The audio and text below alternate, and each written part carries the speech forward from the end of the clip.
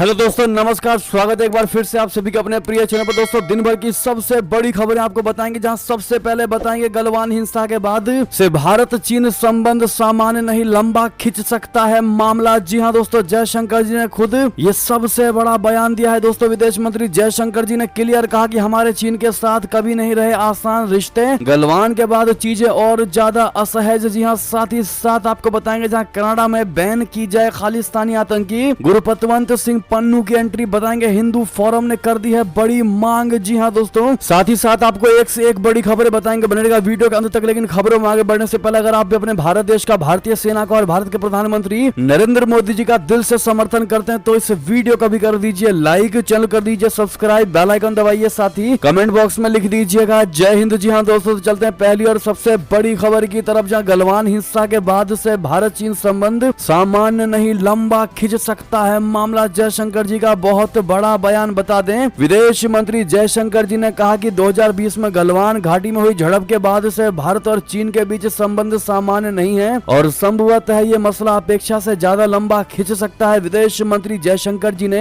जोर देते हुए कहा कि वास्तविक नियंत्रण रेखा पर अपने सैनिकों को इकट्ठा करने के लिए चीन द्वारा दिया गया कोई भी स्पष्टीकरण वास्तव में तर्क संगत नहीं है। भारत लगातार कह रहा है कि पूर्वी लद्दाख से लगती सीमा पर हालात सामान्य नहीं है एवं एलएसी पर शांति एवं सौहार्द दोनों देशों के द्विपक्षीय संबंधों को सामान्य बनाने के लिए अहम है। विदेश संबंध परिषद में भारत चीन संबंधों के बारे में एक सवाल पर उन्होंने कहा कि अगर दुनिया के दो सबसे बड़े देशों के बीच इस हद तक तनाव है तो इसका असर हर किसी पर पड़ेगा। 2009 से 2013 तक चीन में भारत के राजदूत रहे जयशंकर जी ने कहा कि आपको पता है चीन के साथ रिश्ते की खासियत यह है कि आपको वे कभी नहीं बताते कि वे ऐसा क्यों करते हैं, इसलिए आप अक्सर इसका पता लगाने की कोशिश करते रहते हैं और हमेशा कुछ अस्पष्टता रहती है। जयशंकर ने कहा कि चीनी पक्ष ने अलग अलग समय पर अलग अलग स्पष्टीकरण दिए, लेकिन उनमें से कोई भी वास्तव में मान्य नहीं है। भारत और चीन के सैनिकों के बीच पूर्वी लद्दाख के कुछ स्थानों पर गत 3 साल से गतिरोध बना हुआ है, जबकि कई दौर की राजनयिक और सैन्य स्तर की वार्ता के बाद कई स्थानों से सैनिक पीछे हटे हैं। जी हाँ दोस्तों, यानी कि जयशंकर जी ने क्लियर कह दिया है कि ऐसे देश के साथ सामान्य रिश्ते होने की कोशिश करना बहुत कठिन है जिसने समझौते तोड़े हैं। इसीलिए अगर आप पिछले 3 वर्षों को देखें तो यह सामान्य स्थिति नहीं है। यानी कि जयशंकर जी का क्लियर कहना है कि चाइना के साथ संबंध सामान्य कभी हो ही नहीं सकते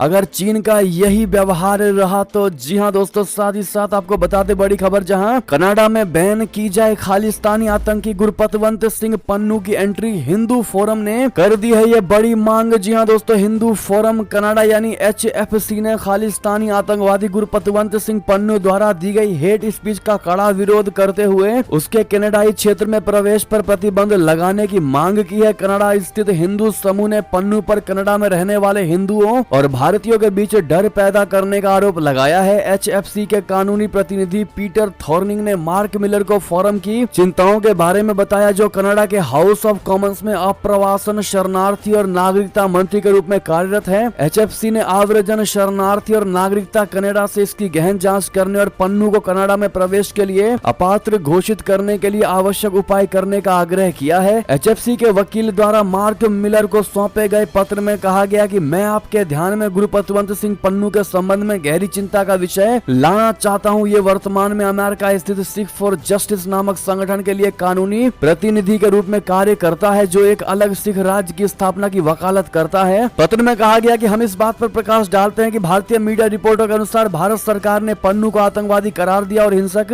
चरमपंथ का समर्थन करने का आरोप लगाते हुए देश में ग्रुप पर प्रतिबंध लगा दिया है। यानी कि दोस्तों, पन्नू को कनाडा में प्रवेश करने के लिए अपात्र घोषित करने के लिए आवश्यक उपाय करने का आग्रह किया गया है। दोस्तों, हिंदू फोरम के द्वारा अगर आप भी मानते हैं कि इस खालिस्तानी आतंकवादी गुरपतवंत सिंह को पूरे दुनिया में ही बैन कर देना चाहिए और पूरी दुनिया को आतंकवादी घोषित कर देना चाहिए, तो अपनी राय अवश्य दीजिएगा। दोस्तों, क्या आप भी यही मानते हैं? कमेंट में लिखकर अवश्य बताइएगा और जितना ज्यादा आज हो सके इस वीडियो को शेयर करिएगा ताकि हर कोई अपनी राय रख सके और सरकार तक ये बात पहुंचे। चलते अगली खबर की तरफ, जहां कनाडा आतंकियों के लिए बन गया स्वर्ग, भारत के आरोप पर साथ आया ग्लोबल साउथ, ट्रूडो को लगाई फटकार। जी हां, कनाडा ने आतंकी हरदीप सिंह निज्जर की हत्या के लिए भारत को जिस प्रकार से जिम्मेदार ठहराया है, इसके बाद कनाडा की संसद में यारोस्लाव हुंका को सम्मानित किया गया, जो हिटलर की नाजी आर्मी में था। इन दोनों ही घटनाओं के बाद ग्लोबल साउथ और ग्लोबल नॉर्थ के बीच विवाद बढ़ गया है। कनाडा के सहयोगी शुरुआत में धीमी प्रतिक्रिया दे रहे थे, लेकिन अब वो कनाडा के लिए समर्थन बनाने लगे हैं। अमेरिका अमेरिका भी अब इस मामले में कनाडा के साथ खड़ा होने लगा है। अमेरिका के राष्ट्रीय सुरक्षा सलाहकार जैक सुलिवन ने हाल ही में मीडिया से कहा था कि हम किसी भी देश को छूट नहीं देंगे। इसके बाद ऑस्ट्रेलिया ने भी कहा कि वो इसको लेकर चिंतित है, लेकिन अगर कनाडा को समर्थन मिल रहा है तो भारत भी अकेला नहीं है। एशिया के 2 देश भी कनाडा पर हमला बोल रहे हैं। श्रीलंका के विदेश मंत्री अली साबरी ने कनाडा पर करारा हमला बोला। उन्होंने कहा कि कनाडा आतंकवादियों के लिए एक सुरक्षित पनाहगाह रहा है। जी हां, उन्होंने कहा कि कुछ आतंकियों को कनाडा में सुरक्षित ठिकाना मिल गया है। कनाडा के प्रधानमंत्री ने बिना किसी सबूत के अपमानजनक आरोप लगाए हैं। यही उनका तरीका है। यही बात उन्होंने श्रीलंका को लेकर भी कही जब उन्होंने कहा कि श्रीलंका में नरसंहार हुआ जो एक झूठ था। जी हाँ दोस्तों, बहरहाल अब भारत के साथ भी देश खड़े होने लगे हैं कनाडा वाले मुद्दे पर। ऐसे में आप भी अगर मानते हैं कि कनाडा को करारा जवाब जरूर मिलेगा समय आने पर, तो मोदी है तो मुमकिन है जरूर कहिएगा। अगली खबर की बात करें, जहां दुनिया में भिखारियों का सबसे बड़ा निर्यातक बना कंगाल पाकिस्तान, भड़का सऊदी अरबिया, दे डाली चेतावनी। बता दें, पाकिस्तान इंटरनेशनल लेवल का भिखारी है। पाकिस्तान के मित्र राष्ट्र उससे इस बात को लेकर डरते हैं कि कहीं ये भीख ना मांगने लगे,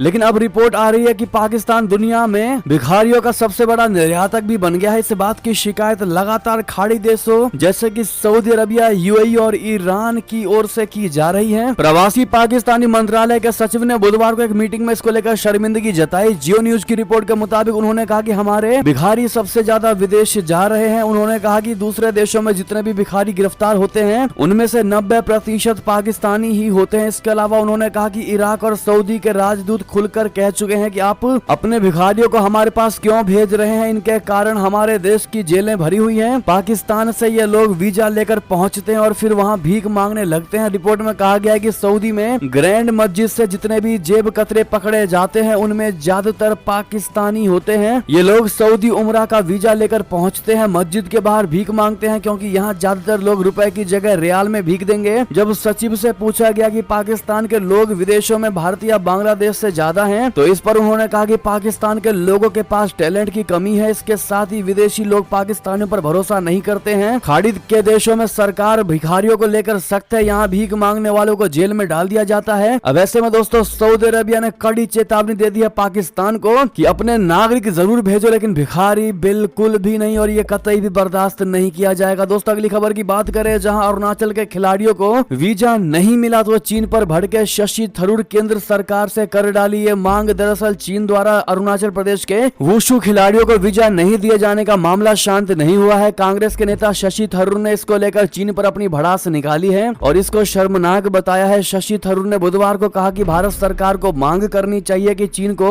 भविष्य में किसी भी अंतर्राष्ट्रीय खेल प्रतियोगिता की मेजबानी के अधिकार से तब तक वंचित किया जाए जब तक वो हर मान्यता प्राप्त एथलीट को अनुमति नहीं देता। चीन द्वारा तेगा ओनिलू, लामगू, मेपुंग और वांगसू नेमान को वीजा देने से इनकार करने के बाद खेल मंत्री अनुराग ठाकुर ने विरोध स्वरूप खेलों के लिए चीन के हांगझोउ को अपना दौरा रद्द कर दिया था। एक्स पर एक पोस्ट में थरूर ने लिखा कि हर कोई झांगझोउ एशियाई खेलों में भारत द्वारा प्रतिदिन जीते जा रहे पदकों का जश्न मना रहा है, लेकिन हमें ये नहीं भूलना चाहिए कि चीन ने अपमानजनक तरीके से 3 भारतीय एथलीटों को अपने देश में प्रवेश की अनुमति देने से इनकार कर दिया था क्योंकि वे अरुणाचल प्रदेश में पैदा हुए थे। इस पर दोस्तों आपकी क्या राय होने वाली है, कमेंट में लिखकर अवश्य बताइएगा। जिस प्रकार से चाइना ने भारतीय सेनाओं की और भारतीय खिलाड़ियों का अपमान करने की कोशिश किया दोस्तों, ऐसे में कैसे भारत चीन को उसी के अंदाज में मजा चखा सकता है, सुझाव जरूर दीजिएगा। बात करें अगली बड़ी खबर की, जहां पर बच्चों को मिला रॉकेट लॉन्चर का गोला, खिलौना समझ ले आए घर, अचानक हुए धमाके में 9 की मौत। जी हां, पाकिस्तान से बड़ी खबर, पाकिस्तान के सिंध प्रांत में एक घर में रॉकेट लॉन्चर का गोला फटने से एक ही परिवार के 5 बच्चों समेत कम से कम 9 लोगों की मौत हो गई है। ये घटना कल बुधवार की है। इस हादसे में कुछ अन्य लोग भी घायल हुए हैं। काशमोर कंदकोट के वरिष्ठ पुलिस अधीक्षक रोहिल खोसा ने कहा कि बच्चों को मैदान में खेलते समय एक रॉकेट का गोला मिला जिसको वो घर लेकर आ गए। घर में इसके साथ खेलने के दौरान अचानक यह विस्फोट हो गया। चलते हैं अगली खबर की तरफ, जहां किम जोंग की दरिया दिली सीमा में हथियार सहित घुसपैठ करने वाले अमेरिकी सैनिक को रिहा करेगा उत्तर कोरिया। जी हां दोस्तों, उत्तर कोरिया ने अमेरिकी सैनिक को रिहा करने का फैसला किया है। KCNA राज्य समाचार एजेंसी ने बुधवार यानी 27 सितंबर को इस बात की जानकारी दी। गौरतलब है कि जुलाई में उत्तर कोरिया की सीमा में एक अमेरिकी सैनिक हथियार सहित घुस गया था जिसको लेकर कई तरह के कयास लगाए जा रहे थे। उत्तर कोरिया की सरकारी समाचार एजेंसी ने बुधवार को बताया कि अधिकारियों ने पकड़े गए अमेरिकी सैनिक ट्रेविस किंग से पूछताछ कर ली है। ऐसे में उन्हें जल्द ही रिहा किया जाएगा। हालांकि रिपोर्ट में इस बात का जिक्र नहीं किया गया है कि अमेरिकी सैनिक को कब और कहां से छोड़ा जाएगा। रिपोर्ट के अनुसार पूछताछ पूछताछ में ट्रेविस किंग ने स्वीकार किया है कि उसने अवैध रूप से उत्तर कोरिया में प्रवेश किया, लेकिन इसके पीछे उसने खास वजह भी बताई। एजेंसी ने अपनी रिपोर्ट में पूछताछ करने वाले अधिकारियों का हवाला देते हुए बताया कि सैनिक अमेरिका में सेना के भीतर अमानवीय दुर्व्यवहार और नस्लीय भेदभाव के खिलाफ था। ऐसे में उसने तंग आकर दल बदल किया था। साथ ही साथ दोस्तों अगली खबर की बात करें, जहां पाकिस्तान में मोस्ट वांटेड आतंकवादी हाफिज सईद के बेटे का अपहरण आतंकी संगठनों और ISI में मच गया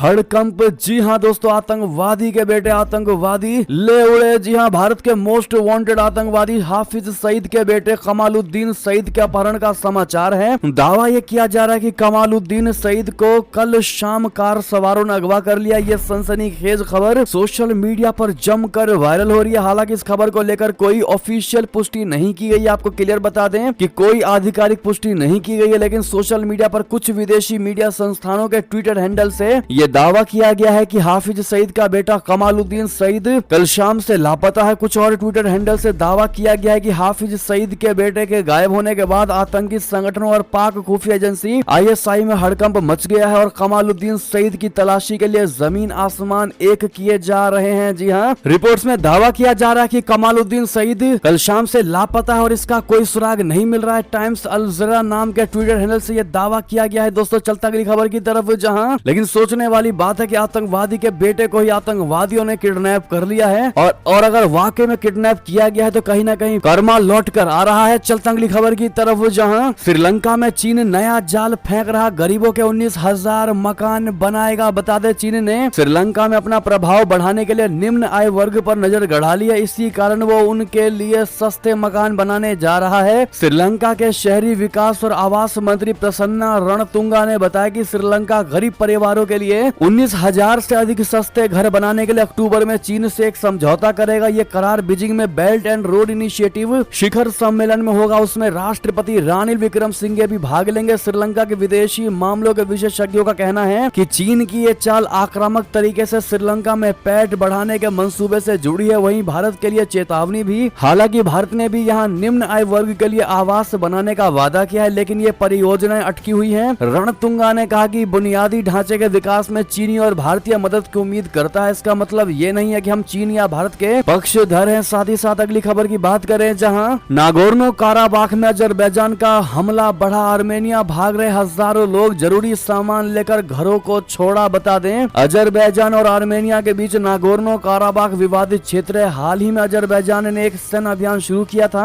हजारों जातीय आर्मेनियाई लोग बुधवार को नागोर्नो काराबाख से आर्मेनिया के लिए भागे हैं। मंगलवार को 13,500 से ज्यादा लोग आर्मेनिया पहुंचे। सोमवार की शाम को एक गैस स्टेशन में हुए शक्तिशाली विस्फोट के बाद लोग और भी डरे हुए हैं और जितना जल्दी हो सके निकलने की कोशिश में है। जब यहाँ लोग अपनी गाड़ियों में तेल भरा रहे थे तब धमाका हुआ, जिसमें 68 लोग मारे गए और 290 से ज्यादा घायल हो गए। जिन लोगों के पास गाड़ियां नहीं है वो पैदल ही अपने जरूरी सामान लेकर जा रहे हैं। नोना पोघोसियान नाम की महिला ने सोमवार की सुबह नागोर्नो काराबाख में अपने घर के आसपास घूमते हुए बिताई। वो ये समझने की कोशिश में थी कि क्या लेकर जाना है। उनके 9 साल के जुड़वा बच्चे भी अपने खिलौने को चुन रहे थे। चलते दोस्तों अगली खबर की तरफ, जहां जम्मू कश्मीर से बड़ी खबर, राजौरी के नौशहरा सेक्टर में LOC के पास हुआ विस्फोट, सेना का जवान घायल, एयरलिफ्ट कर उधमपुर ले जाया गया। बता दें, जम्मू संभाग के जिला राजौरी के नौशहरा सेक्टर में भारत पाकिस्तान नियंत्रण रेखा यानी LOC के पास एक विस्फोट हुआ। बताया जा रहा कि इलाके में सेना के जवान गश्त कर रहे थे। इस दौरान एक जवान का पैर गलती से बारूदी सुरंग पर पड़ गया, जिसके बाद धमाका हो गया। हादसे में जवान गंभीर रूप से घायल हुआ। अन्य जवानों ने तुरंत घायल को प्राथमिक उपचार के लिए झांगड़ पहुंचाया, जहां से जवान को आगामी उपचार के लिए हवाई मार्ग से कमान अस्पताल उधमपुर रवाना किया गया। घायल जवान की पहचान नायक धीरज कुमार के तौर पर हुई है। तो उधर बुधवार सुबह कश्मीर घाटी के अनंतनाग जिले के लारखीपुरा में एक गाड़ी में धमाका हुआ, इससे अफरा तफरी का माहौल बन गया। इस हादसे में 8 श्रमिक घायल हो गए। इन्हें इलाज के लिए GMC अनंतनाग ले जाया गया, जहां उनका इलाज जारी है। बहरहाल दोस्तों, अपने जवान